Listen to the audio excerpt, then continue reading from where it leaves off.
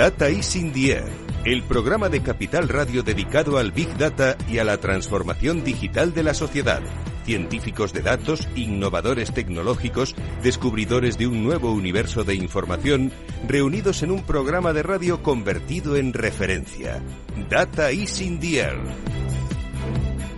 Sí, esta es la referencia de los profesionales que protagonizan la transformación digital de las compañías. Data is in the Air, esta es la edición número 236, un nuevo programa en el que vamos a hablar de una experiencia que seguro va a interesar mucho a todos los profesionales del mundo de los datos y también de la ingeniería, porque nuestro invitado es responsable de analítica avanzada, también de ingeniería en CAF. Daniel Sánchez, bienvenido, muy buenos días. Buenos días, Luis Vicente. Muchas gracias por la oportunidad que nos dais para contar nuestra iniciativa de datos. Como ves, estás muy bien rodeado. Tienes a tu lado a Esther Morales, socia de Piper Lab. ¿Cómo estás, Esther? Buenos días. Hola, buenos días a todos. Empezando nuevo año, 2023, en este programa. Y Enrique Polo, VP, vicepresidente de Salesforce en Iberia. ¿Cómo estás, Enrique? Muy buenos días. Muy buenos días, muy bien. Gracias, Luis Vicente. Pues vamos a empezar por el principio, presentando, Daniel, a nuestros oyentes CAF. Cuando te preguntan ¿en qué trabajas? ¿Cómo dices que es tu compañía? Pues no somos muy conocidos y eso la verdad que vengo un poco a intentar corregirlo, ¿no? En CAF somos un grupo de transporte y de soluciones de movilidad integral, ¿no? Al final estamos compuestos por más de 70 unidades de negocio. Y vamos a cerrar el 2022 con una cifra de negocio de 3.000 millones.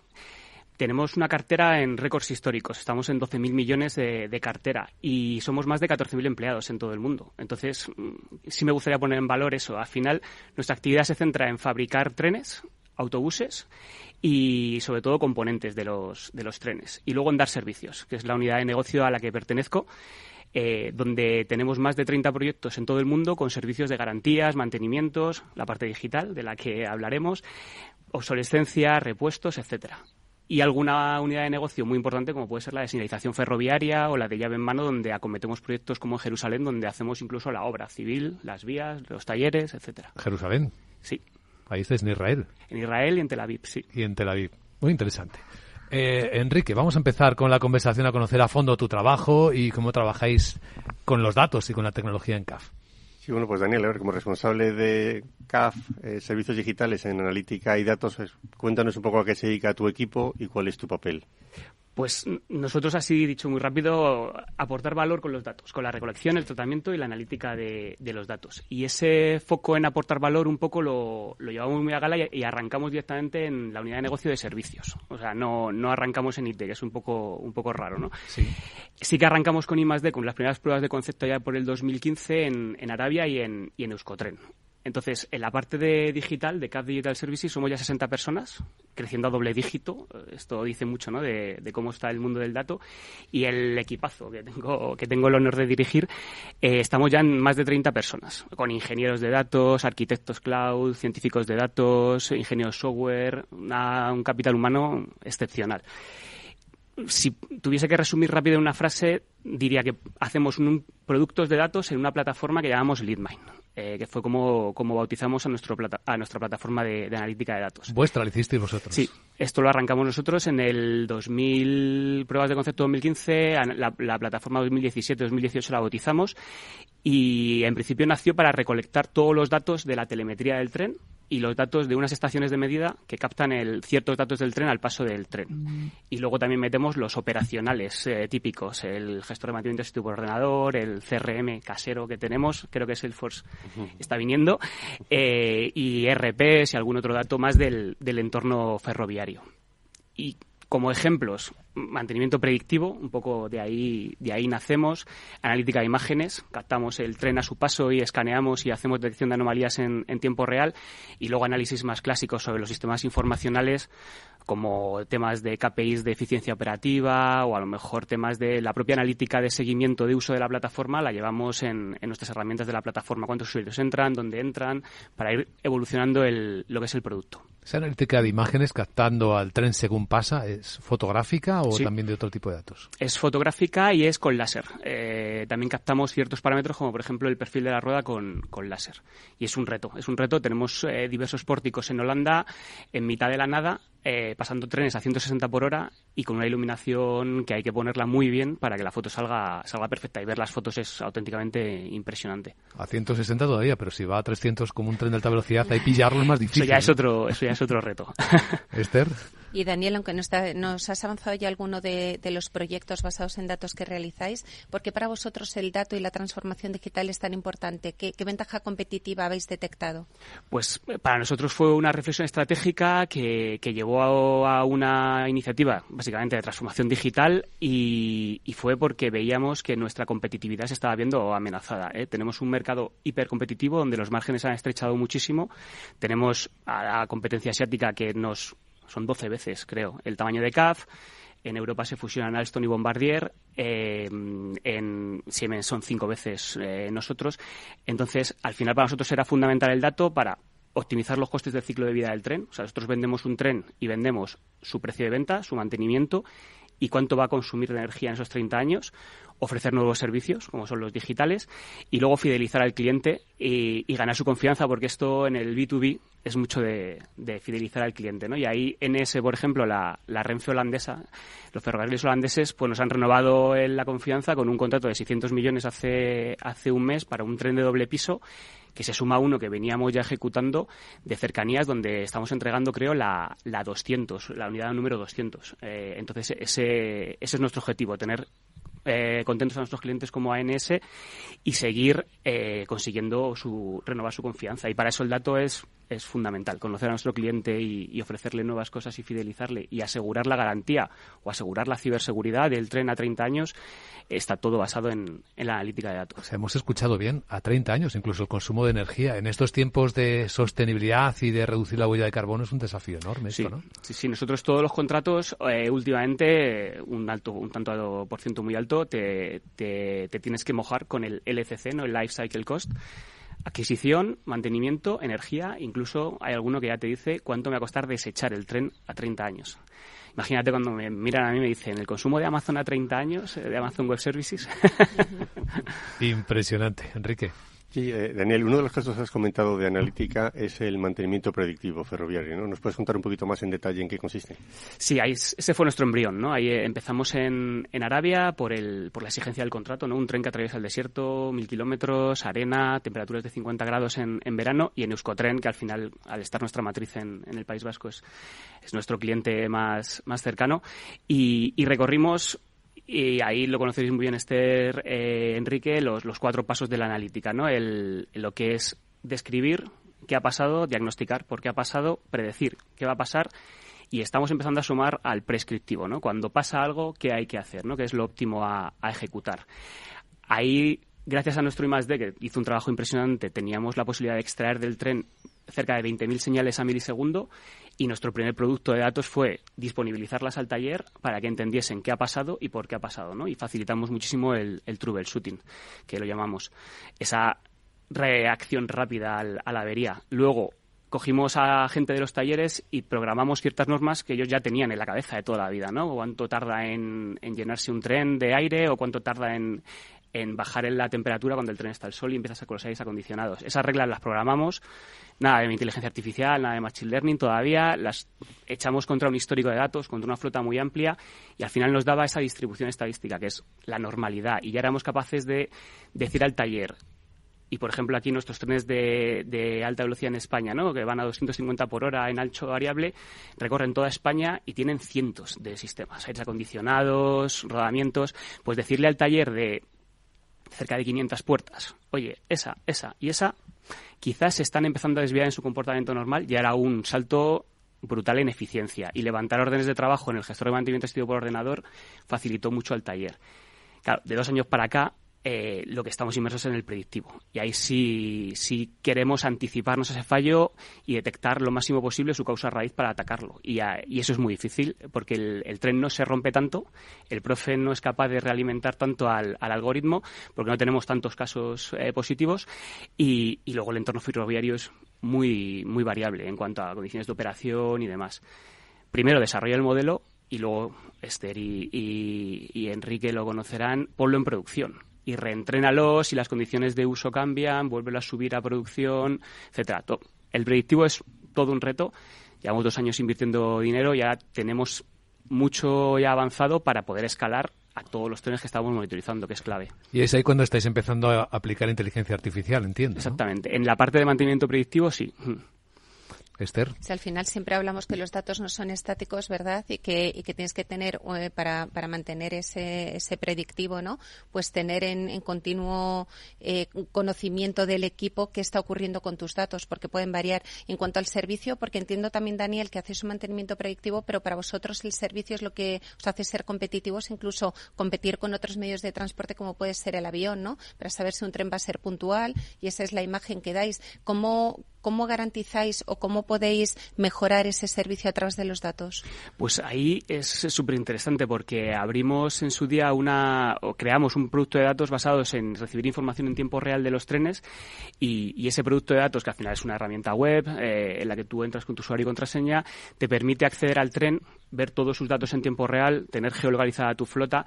Podemos recrear la pantalla del maquinista, coger esas señales y pintar la pantalla del maquinista en tierra para ayudarle, pues, típico caso, ¿no? Ahora venimos de las Navidades, en Nochevieja, imagínate que se te queda un tren tirado en sol y el maquinista se pone nervioso y tal. Tú estás viendo lo que está viendo el maquinista y le puedes ayudar. Incluso es una plataforma que te deja configurar tus propias reglas en base a esas datos que estás recibiendo, configurarlas en tierra y hacerte una diagnosis más personalizada en base a la cual te llegará un mail y te avisará de que esa regla se ha ejecutado.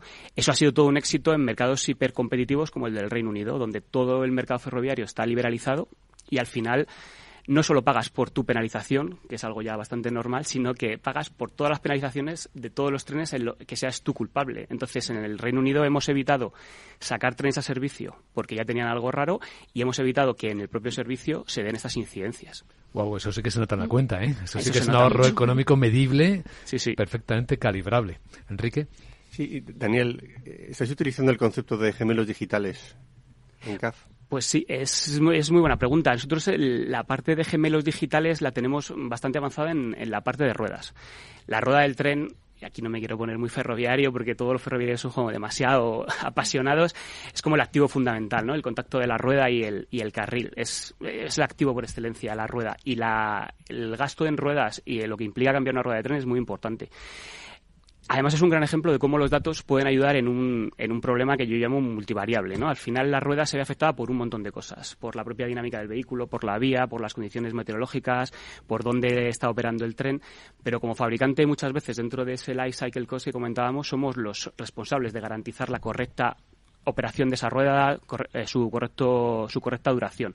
Al final, en CAF llevamos más de 10 años captando datos de las ruedas con esas estaciones de medida a su paso y con un láser, y en un trabajo conjunto, porque esto sí que tiene que ser multidisciplinar, con la gente que fabrica las ruedas, que es una unidad de negocio dentro de CAF, con la gente que diseña el tren, con la gente de mantenimiento, con mis compañeros de mantenimiento y con el área de I+D que calcula todo el tema de dinámica. Tenemos unos modelos que intentan, primero, en ofertas, intentar predecir a dónde va a llegar esa rueda y si va a cumplir con el contrato y reducir riesgos. Somos capaces de ver si una rueda está desviándose de ese comportamiento esperado y por tanto, acometer acciones para intentar corregirlo. Incluso estamos yendo hasta optimizar cuándo entrar esa rueda en mantenimiento. A la rueda se le quita el hierro en mantenimiento, es bastante bestia, y cómo hacer ese mantenimiento de una forma óptima para alargar lo máximo posible con ese gemelo digital el periodo de la rueda. ¿Cuánta vida tiene una rueda de un ferrocarril? Depende, en kilómetros, depende mucho si son tranvías o cercanías o metro, pero bueno, podemos estar en 400.000, 500.000 kilómetros desde un tranvía hasta 1.200.000 que están durando nuestras ruedas en trenes que tienen explotaciones más o con paradas más dispersas. Luego te vas a Arabia con arena y demás, Sí, y eso ya es otra película. Interesante, Esther. Y Daniel, está la segunda derivada, que es una vez que planteas hacer proyectos de datos dentro de la empresa, que en muchas ocasiones hay que hacer como una venta interna, luego es probar realmente que esos proyectos os han mejorado, ¿no? ¿Vosotros tenéis esa medición? ¿Sabéis cómo os ha mejorado en costes, en eficiencia y en productividad? Es que es casi de lo más gratificante, ¿no? Como yo soy ingeniero industrial y nos metían mucho el tema del dinero, ¿no? Al final ver cómo impacta la analítica de datos en la cuenta de negocios. Y además nosotros nos propusimos medirlo en los sistemas operacionales para ser alguien agnóstico en los operacionales del propio negocio, ¿no? Sobre el ERP de los talleres y demás. Entonces ahí sí tenemos datos con el tema de datos de mejora, con el tema de la rueda, por ejemplo.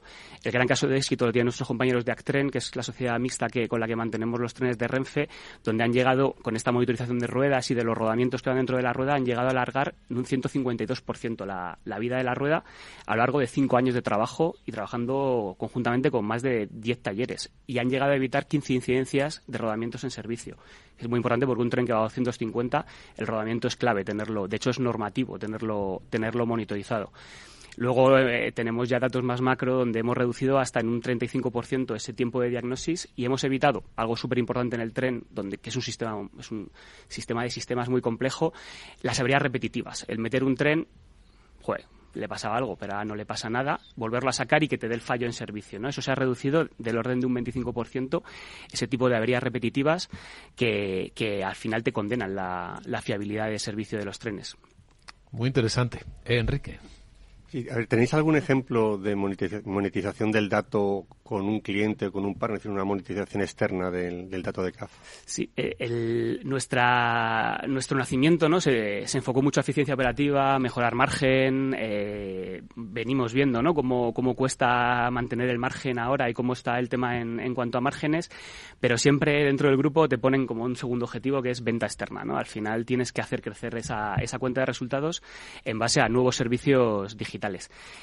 Para esa venta externa lo que hemos ido desarrollando con el tiempo es un portfolio de soluciones digitales que van enfocadas un poco al operador del tren, que es al final la gente que opera los trenes, Renfe, Ouigo, Iryo o ahora en España, o en el caso de Reino Unido, algo que está completamente liberalizado.